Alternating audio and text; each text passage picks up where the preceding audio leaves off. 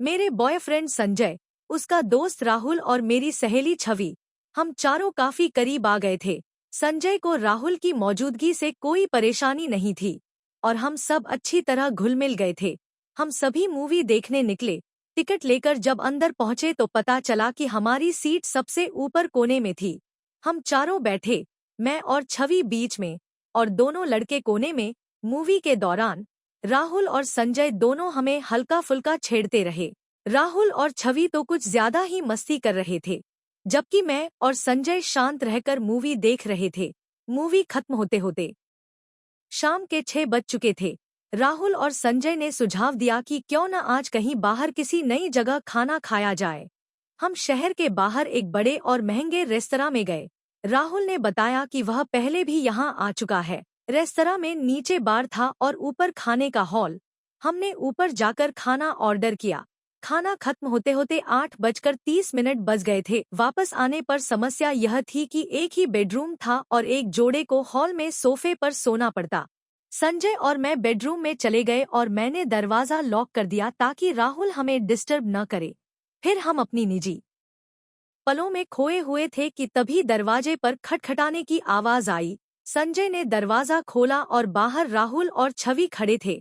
राहुल ने कुछ ऐसा कहा कि मेरे पैरों तले जमीन खिसक गई।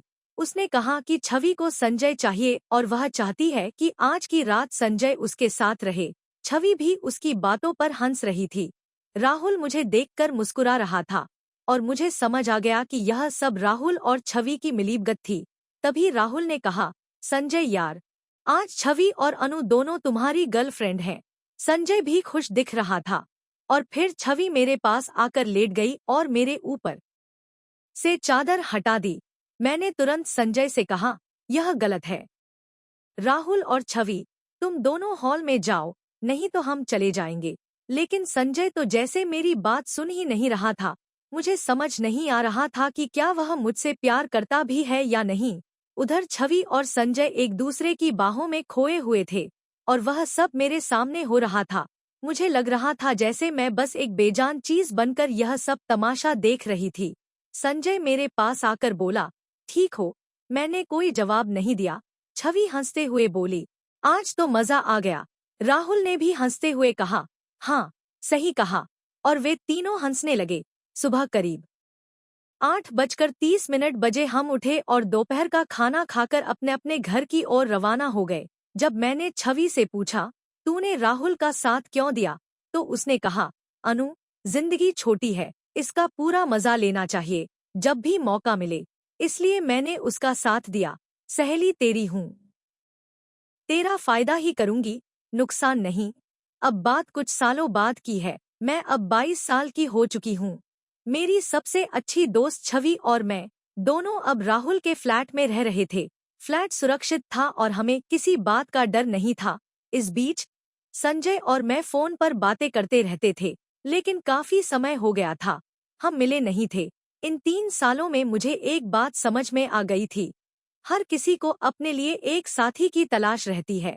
मेरा और संजय का रिश्ता अब सिर्फ एक अच्छे दोस्त का था, वहीं राहुल भी अब एक अच्छा दोस्त बन गया था और छवि तो हमेशा से मेरी बेस्ट फ्रेंड थी।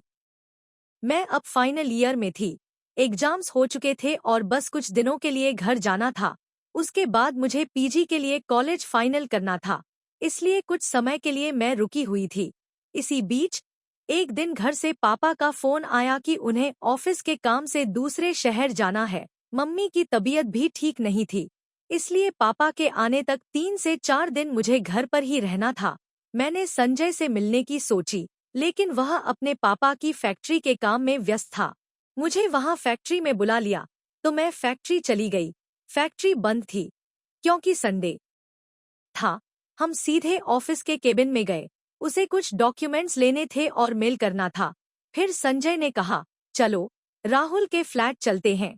मुझे लगा कि राहुल और छवि भी वहां होंगे, इसलिए मैंने मना कर दिया। लेकिन फैक्ट्री खाली थी और संजय ने इस मौके का फायदा उठाते हुए मुझे गले लगा लिया। मैंने खुद को दूर कर लिया, जिससे उसका मूड खराब हो गया। मैं घर लौट आई, नहाई और फिर पापा को ट्रेन के लिए विदा किया। अगले दिन मेरी मौसी घर आई और उनके साथ उनका देवर का लड़का नितिन भी था। जो मेरी उम्र का ही था।